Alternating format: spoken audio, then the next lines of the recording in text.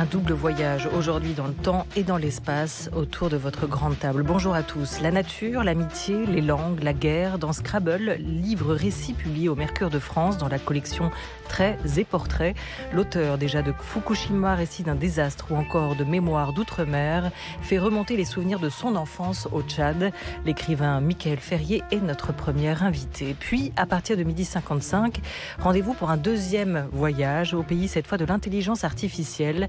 De Pékin à San Francisco, guidé par un philosophe, Gaspard Koenig, auteur de La fin de l'individu aux éditions de l'Observatoire, se demande dans ce livre quelle liberté auront demain encore droit de citer avec cette technologie.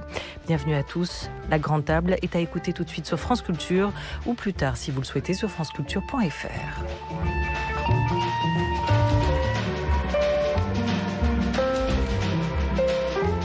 La grande table. Olivia Gesbert. Avoir grandi à N'Djamena au Tchad vous rend-il différent? Et c'est ainsi que j'ai appris que le monde est pluriel, écrit-il. Bonjour à vous, Michael Ferrier. Bonjour. Merci d'être avec nous. Merci de votre invitation. C'est la première fois que vous replongez dans vos souvenirs, pour les écrire en tout cas, que vous replongez dans cet herbier de sensations subtiles que fut cette ville, que fut N'Djamena. Vous avez aimé refaire ce voyage? Oui, passionnément. Ça fait longtemps que je voulais faire un livre sur mon enfance parce que je trouve que c'est une enfance éblouissante. Et ça fait longtemps que je voulais écrire sur le Tchad, sur N'Djamena en particulier, mais sur le Tchad, ce pays tellement magnifique et tellement méconnu.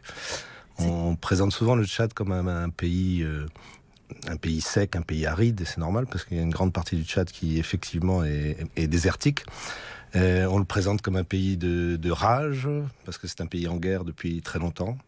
Mais c'est aussi un grand pays de l'élégance, du raffinement, le maintien des gens, leur façon de parler, leur façon de vous recevoir, de vous accueillir. Tout cela, je voulais leur rendre hommage aussi dans ce livre. Et c'est un peu aussi un voyage au bout du jour et de la nuit que vous allez réaliser là, en réécrivant, en revoyant ces années-là, car vous y croisez au Tchad le plaisir, les premiers amours, mais aussi la violence et la mort. Est-ce que l'enfance était comme une partie de Scrabble? Est-ce que l'enfance est un jeu de lettres et de hasard, une forêt de signes? La mienne, oui. Incontestablement, et peut-être même toutes les enfances. C'est-à-dire l'enfance, c'est ce moment extraordinaire où on découvre le monde, on l'explore. Et effectivement, je compare ça à une partie de Scrabble où on part d'une case centrale, étoilée, comme vous le savez peut-être si vous jouez au Scrabble.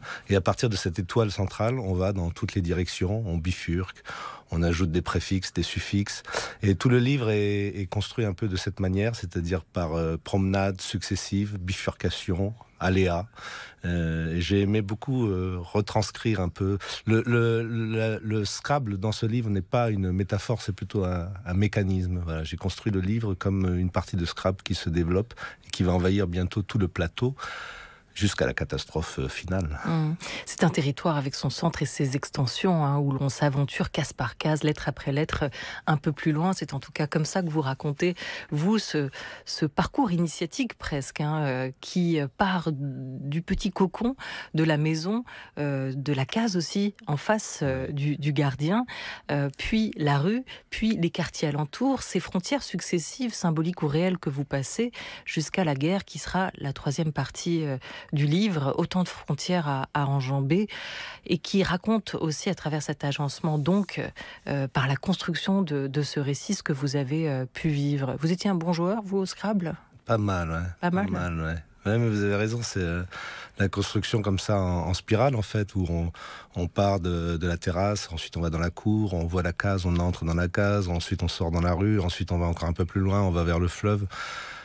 Tout ça, c'est pour un enfant, c'est ce qui s'appelle grandir. On dit souvent, il a bien grandi ce petit, mais grandir, qu'est-ce que ça veut dire? C'est pas seulement une question de taille physique, c'est aussi une question de découverte sensorielle, de découverte intellectuelle. C'est ça qu'on appelle grandir.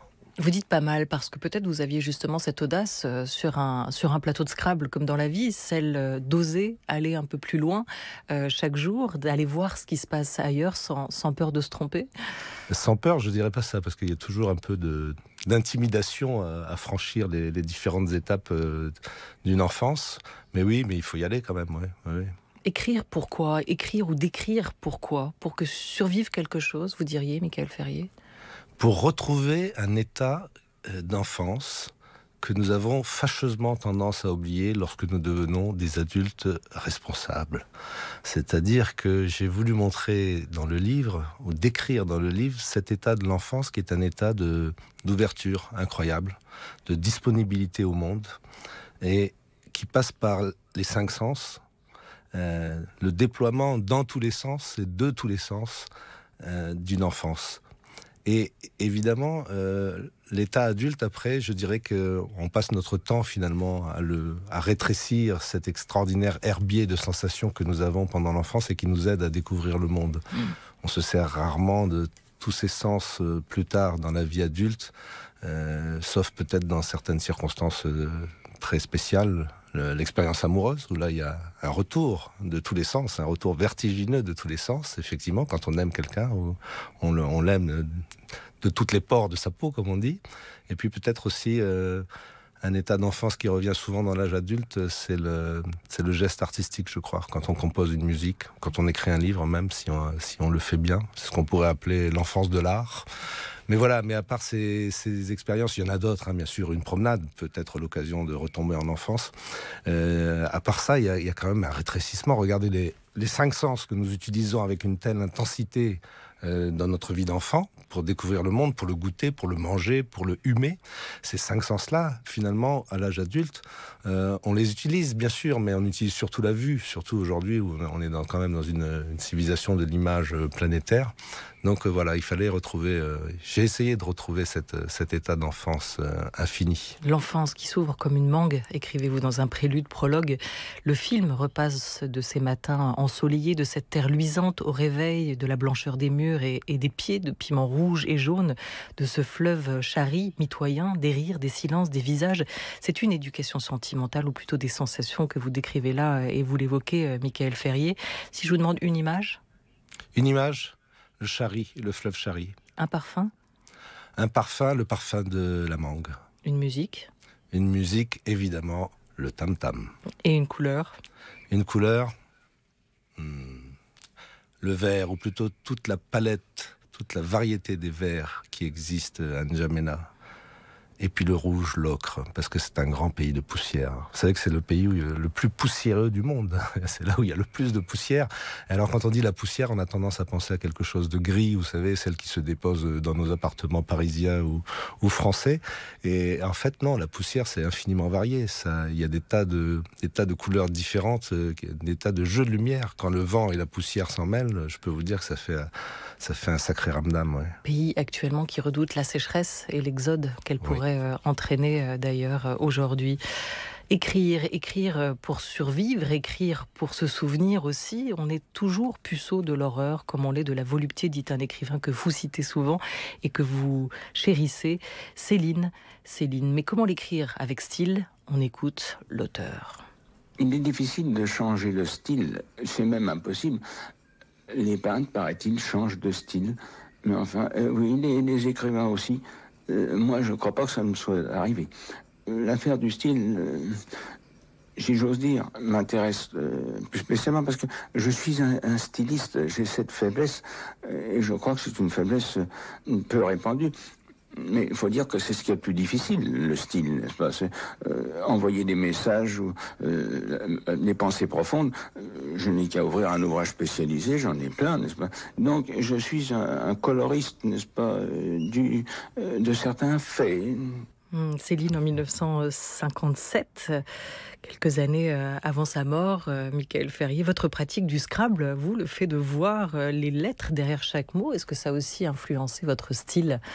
Votre manière d'écrire directement. Bien sûr, bien entendu. Dans une partie de Scrabble, alors là je réponds directement à votre question et puis après je parlerai de cette incroyable Céline qui nous influence tant encore aujourd'hui. Oui, le Scrabble, bien sûr, ça influence l'écriture, mon écriture dans ce livre-là, en tout cas. Je dirais peut-être pas dans tous les livres, mais dans ce livre-là. Par exemple, si vous feuilletez les pages de ce livre, vous verrez qu'il y a beaucoup de suffixations, préfixations. Il y a des jeux comme ça de variations autour d'un seul mot. Un mot qui se transforme au fur et à mesure des pages, un mot qu'on retrouve ici, qui disparaît là et qu'on va retrouver sous une forme un peu différente quelques pages plus loin. Je ne suis pas sûr que tout ce travail-là d'écriture soit visible à l'œil nu. Je pense qu'il est réservé un peu aux exégètes. En revanche, je suis sûr qu'il est sensible, qu'un lecteur le sentira. Ouais. Mais ça, c'est le travail de l'artisan. Pour rejoindre Céline, Céline disait... Mis à part ce qu'il disait là sur le style, Céline disait souvent que l'écrivain, c'est un artisan. Et il ne doit pas montrer les mécanismes de son travail. Il doit fournir un produit fini. Et il est dans la soute, il galère dans la soute du livre. Il galère comme un galérien, et puis en haut, il y a le lecteur sur le pont qui en profite, qui fait une petite émission de radio pour en parler, etc. Pendant ce temps, l'autre, dans la soute, il rame. Bon, bah alors voilà, vous voilà sorti de votre soute. Vous avez posé vos rames. Un mot sur Céline, alors qui semble être aussi un auteur, un écrivain qui vous a ouvert la voie. Oui, et qui a ouvert la voie à beaucoup de gens. Ce qu'il dit là dans l'extrait que vous avez choisi est tout à fait vrai, c'est-à-dire que des livres qui donnent des messages, des livres qui fournissent des informations, des livres qui font passer des idées, parfois un peu lourdement, et il y en a à la pelle, il y en a à la tonne. En revanche, des vrais écrivains qui trouvent un style, c'est-à-dire finalement qui trouvent une musique, une petite musique intérieure, et qui arrivent à parler aux lecteurs comme ça, comme si on leur parlait avec une voix dans l'oreille, ça c'est extrêmement rare, oui. Et il en faisait partie, le diable. Plus loin que remontent vos souvenirs, vous dites que c'est là que vous avez appris à regarder, à entendre, à percevoir, à ressentir, au Tchad, à N'Djamena, des choses qui ne s'apprennent pas sur les bancs de l'école. Il est important pour vous de rappeler qu'il y a deux manières d'apprendre, au moins, qu'il y a cet espace officiel, comme vous l'écrivez, celui du savoir certifié par les institutions et accrédité par les maîtres, et puis cet espace officieux, immense, hétérogène, composé d'une multitude de savoirs clandestins. C'est-à-dire la rue, c'est-à-dire la famille, l'entourage, mais aussi les rencontres qu'on peut faire. Exactement. Alors ça, c'est quelque chose que m'avait appris déjà mon enfance avant le Tchad, c'est-à-dire j'ai eu une enfance aussi dans l'océan Indien, puisque je suis d'une famille créole de l'océan Indien. Donc j'ai eu une enfance plurielle déjà, entre Madagascar, l'île Maurice, la Réunion, les Comores. Mais le Tchad m'a rappelé cela, a ouvert de nouvelles voies, et bien des années plus tard, lorsque je suis parti au Japon, où je vis encore aujourd'hui, le Japon a également rouvert d'autres galeries, je dirais. C'est-à-dire que ce que j'ai appris pendant mon enfance et que aujourd'hui, dans mon âge adulte, le Japon me redit presque à chaque jour, c'est qu'il y a plusieurs façons de voir le monde. C'est ce que j'appelle la possibilité du pluriel. Il y a plusieurs façons, par exemple, de penser le temps. Dans Scrabble, je parle d'un cuisinier qui m'a enseigné la façon tchadienne de penser le temps par septénaire, c'est-à-dire par cycle de 7 ans. Au Japon, où je vis actuellement, il y a plusieurs manières de penser le temps. Il y a notre calendrier officiel, occidental, chrétien, et puis il y a un calendrier japonais. Les deux se superposent. Donc on peut penser le temps de plusieurs manières. On peut penser l'espace de différentes manières également. Je raconte dans Scrabble la case du gardien où j'entre et qui m'apparaissait comme une non-maison, une anti-maison, une sous-maison. Et en fait, je m'aperçois qu'une case, c'est une maison non pas comme une autre, mais une maison avec une différente manière d'habiter l'espace. Il avait indéniablement sa manière aussi de penser l'espace et de le formaliser. On va écouter le Parisien Georges Perec. Mabillon, 19 mai 1978, il est 10h moins 20. Le temps est pluvieux. La circulation est plutôt fluide. La plupart des gens ont leur parapluie ouvert. Je vois devant moi l'amorce de la rue du Four, la portion du boulevard Saint-Germain comprise entre Mabillon et Saint-Germain-des-Prés, et en tournant un peu la tête, la rue de Bussy. Une femme passe avec un imperméable rouge, une autre avec un cabas. Au feu rouge de la rue du Four, une mobilette s'arrête avec un homme qui porte une combinaison orange. Dans l'autre sens, une camionnette diffusion princesse. Sur le boulevard Saint-Germain, passe un autobus 63 et un autobus 96 qui porte une publicité pour Véronique Sanson. Passe un transport routier, un grand camion bleu marqué Jeffco. Georges Perec, alors là, on imagine à sa fenêtre en train de raconter, de décrire, mais il y a presque autant de détails dans vos descriptions de la ville de N'Djamena, de cette enfance, Mickaël Ferrier. Et pourtant, les années ont passé, pourtant vous n'êtes plus sur place. Comment vous arrivez à retranscrire tout ça avec autant de précision? C'était tout l'enjeu du livre. Tout l'enjeu du livre, c'était de retrouver un état d'enfance. Alors après, vous le faites par la mémoire d'abord. Par les sensations. Vous le faites par les... Je me suis aidé beaucoup de photos. Il y a des photos dans ce livre, des photos personnelles, mais aussi des photos de photographes, de grands photographes comme Raymond Depardon ou Malik Sidibé. Vous le faites par le dessin. J'ai beaucoup aimé mettre dans le livre des dessins d'anthropologues, les dessins de Christian Seignobos, un grand anthropologue qui a beaucoup travaillé au Tchad, et puis le dessin de Rafi Kaiser, un dessin d'arbres. Le dessin, la photo, les cartes, les plans, et puis tout ce travail sur la mémoire. Laisser revenir en soi la mémoire de son enfance, oui. Les lieux de l'enfance et les visages. Hein. Et les visages. Ouais. Et effectivement, la description, c'est très important. Le passage de Perec, là, que vous nous avez fait écouter, il a une attitude d'enfant. Il se met à la terrasse d'un café, et puis... Et il va regarder vraiment, c'est-à-dire il va ce monde qui passe devant lui et auquel nous sommes tellement habitués, parce que le café de la place Mabillon, bon, on peut y prendre un café tous les jours. Il va et il va le redécouvrir. Alors avec la camionnette orange, la femme avec son cabas, avec tous ces détails-là, il n'oublie pas d'aller comme ça dans ce qu'il appelait l'infraordinaire. L'infraordinaire, c'est le monde de l'enfance. L'enfant vraiment est attentif à tout. L'adulte, pas surtout, l'adulte survole, l'adulte est sérieux comme un pape. L'enfant, lui, découvre. Et savoure. Des lieux et des visages, ceux de Baba Salé, le cuisinier, d'Amaboua, la fille du gardien, ou encore celui de Monsieur Coulon, le prof de musique qui vous a mis à la flûte et au balafon, qui vous a initié à ces musiques. J'espère que le choix musical d'Éric Lancien à l'instant lui plaira. C'est Ebo Taylor qui est funk et qui ferait peut-être se déhancher Monsieur Coulon, qui avait la particularité non seulement de jouer, mais aussi, une fois qu'il avait fini sa leçon, de commencer à danser. Il saute avec une agilité surprenante. Écrivez-vous, pour quelqu'un de sa corpulence. Il a vaincu la pesanteur, il n'a pas peur de la terre. Soudain, il danse et je vois ses talons soulever la poussière.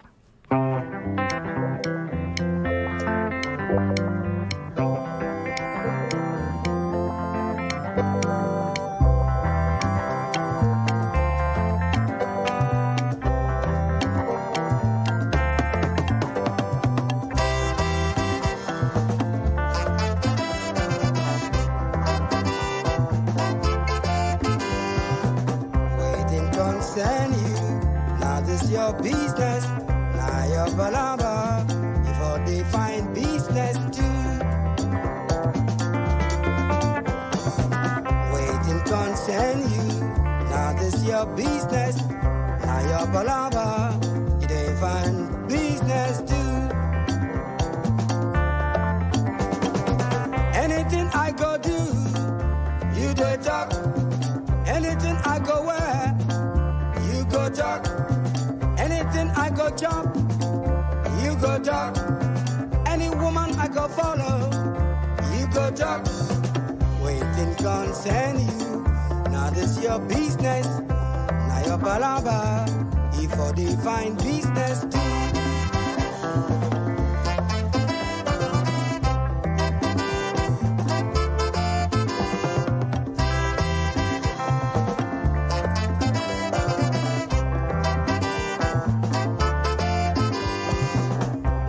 Concern you, now this your business, now your palava, if they find business too.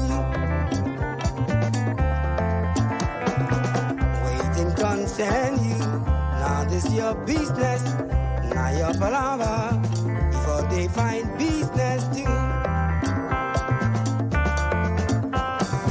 Anything I go do, you do talk. Anything I go wear, you go up.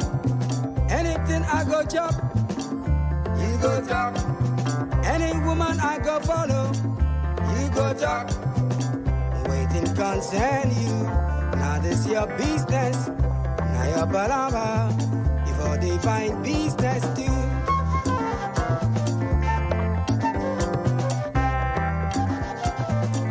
Palaver, un album de titres entièrement composé il y a 40 ans et enregistré au détour d'une tournée au Nigeria au début des années 80 par Ebo Taylor, le musicien et producteur ghanéen, le petit père du high life et de l'afrobeat. Voilà, ces titres, cet album jamais sorti du tiroir, paraissent aujourd'hui sur un label anglais et disponible ici en France dans les bacs.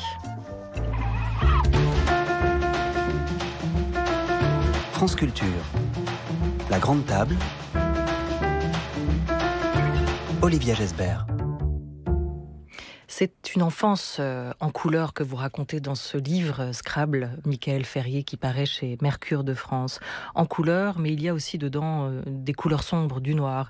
Les enfants soldats, un garçon avec une mitraillette, assis, en long, en tongs, étreilli, le regard loin et dur. Il y a cette photo en noir et blanc prise par Raymond Depardon en 1980 au Tchad, qui figure dans ce livre. Parce que vous le disiez, vous avez mis aussi des dessins et des photographies. Vous la légendez de questions. N'y a-t-il plus de mots pour dire maison? Le mot dire patience a-t-il déjà brûlé? Le mot amour a-t-il succombé sous la mitraillette? Parce que là, c'est bien clair et bien net. J'étais arrivée au bout de mon enfance. Qu'a-t-il fait cet enfant, d'après vous, qui est sur la photo de Raymond Depardon? À quoi pense-t-il? Cette photo est à la fois magnifique et terrifiante. Elle fait pendant à la première photo du livre. La photo de l'enfant soldat, c'est la dernière. Et la première, c'est une photo d'un petit garçon qui a le doigt dans la bouche et qui est, mais ça, c'est vous, assez mignon. Il a bien changé depuis, oui, c'est moi. Et donc, je voulais qu'il y ait cette espèce d'entrée et de sortie du livre en miroir. Alors, qu'a-t-il fait cet enfant? Il a fait la guerre, c'est un enfant soldat. Et il y a eu déjà des livres d'enfants soldats, sur les enfants soldats, par exemple, évidemment, le grand Amadou Kourouma. Mais j'ai essayé de les introduire dans ce livre parce que tout simplement, je les ai beaucoup côtoyés. C'était des camarades de classe. Et c'est terrible parce qu'il a déjà un regard très dur, un regard d'enfant, mais un regard qui déjà est parti ailleurs. C'est la guerre. Voilà, février 1979, oui. Vous avez 11 ans, vous vous aventurez seul dans le Bololo, le quartier le plus populaire de N'Djamena, et vous découvrez votre camarade d'école Youssouf à terre. Il saigne, il vous parle. Cette dernière confidence, que vous dit-il? Je ne m'en souviens plus. C'était le 12 février 1979. Il est assez rare de pouvoir dater exactement le jour de la fin de son enfance. Je le peux. Je ne sais pas si c'est un privilège. En tout cas, cette dernière promenade, finalement, c'était ma dernière promenade dans N'Djamena. Moi qui avais tellement arpenté la ville étant enfant, cette dernière promenade, elle renverse tout. Puisque le paysage verdoyant, multicolore de mon enfance, tout d'un coup se teinte de sang et se teinte de noir. D'ailleurs, c'était une promenade nocturne. Donc voilà, le grand paysage magnifique de l'enfance tchadienne se clôt par une tragédie. Et en même temps, je ne voulais pas en rester là, parce qu'il me semble que le Tchad m'a appris justement à passer outre ces tragédies. Mais vous étiez trois à l'école, à beaucoup jouer ensemble. Oui. Il y avait Youssouf, il y avait Abdel et vous-même. Oui. Ce que vous comprenez aussi à ce moment-là, c'est que la guerre peut séparer aussi dans l'enfance, peut séparer un noyau d'amis. Que Abdel, lui, il est parti prendre les armes. De l'autre côté, il est parti prendre les armes. Ouais. Ou alors on les lui a mis dans les mains. Ses armes dans les mains, oui. Oui, il est peut-être celui qui a tué ou tiré sur son camarade. Et là, il y a un grand mystère, une grande énigme. C'est l'énigme même de la guerre. Les spécialistes passent leur temps à classer les guerres, à théoriser les guerres. On parle de guerre de conquête, de guerre coloniale, de guerre ceci, de guerre cela, de guerre spatiale même aujourd'hui. Donc on peut évidemment, et on doit même essayer de penser la guerre. Mais il y a finalement au fond quelque chose qui demeure impensé dans toute guerre. Vous parliez de Céline tout à l'heure. Il y a dans Voyage au bout de la nuit, Céline qui a connu les grandes guerres du XXe siècle et qui a participé, disait la guerre, c'est tout ce qu'on ne comprend pas. Voilà, il y a quelque chose d'incompréhensible dans la guerre. Et en même temps, tous ceux qui ont connu la guerre, par corps, j'allais dire, ne peuvent pas l'oublier et ils sont dépositaires d'un savoir. Ce savoir est énorme. Quelqu'un qui a vu la guerre sait des choses, mais ce savoir est énigmatique et il est presque intransmissible. Voilà, et vous écrivez que pour vous aujourd'hui le monde est quand même, mais reste divisé entre ceux qui l'ont vu, la guerre, et les autres. Vous écrirez aussi plus tard, je comprendrai tout. Que comprendrez-vous? On ne comprend pas la guerre, mais on comprend que la frontière entre l'homme et l'animal, dites-vous, n'est pas extérieure à nous, qu'elle passe aussi à l'intérieur de l'homme. Cette guerre qu'il est impossible de comprendre, vous tentez quand même de la décrire. La guerre s'approchait, mais nous ne le savions pas.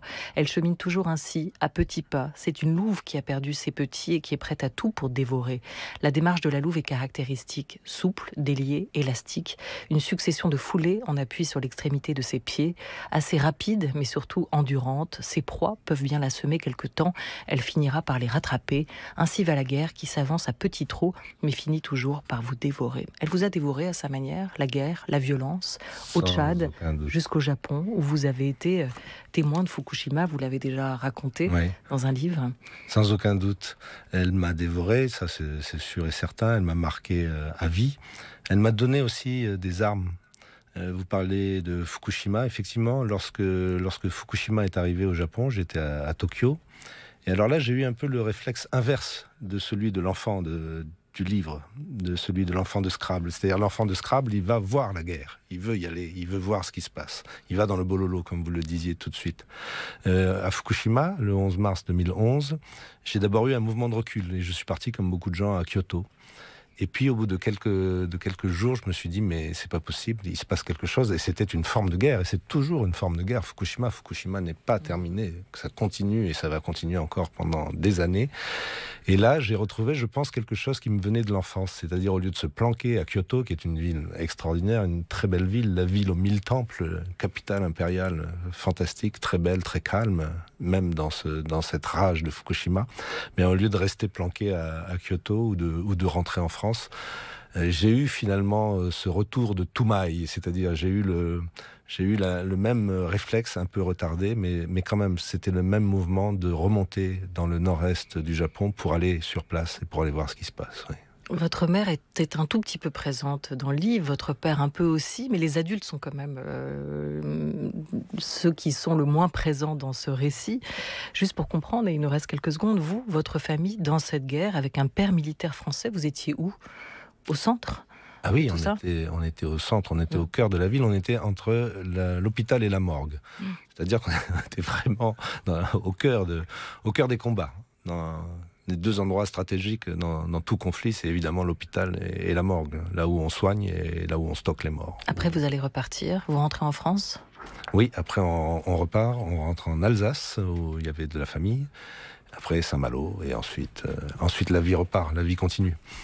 Mais je me souviens très bien qu'on ne parlait pas encore de syndrome post-traumatique à l'époque, mais il y avait un peu de ça. Par exemple, quand un avion de ligne passait dans les airs, moi et mon frère également, on avait ce réflexe qui n'était même pas un réflexe rationnel, c'est juste le corps, en entendant le bruit de l'avion, le corps se replie, se rétracte et essaye de rentrer sous terre.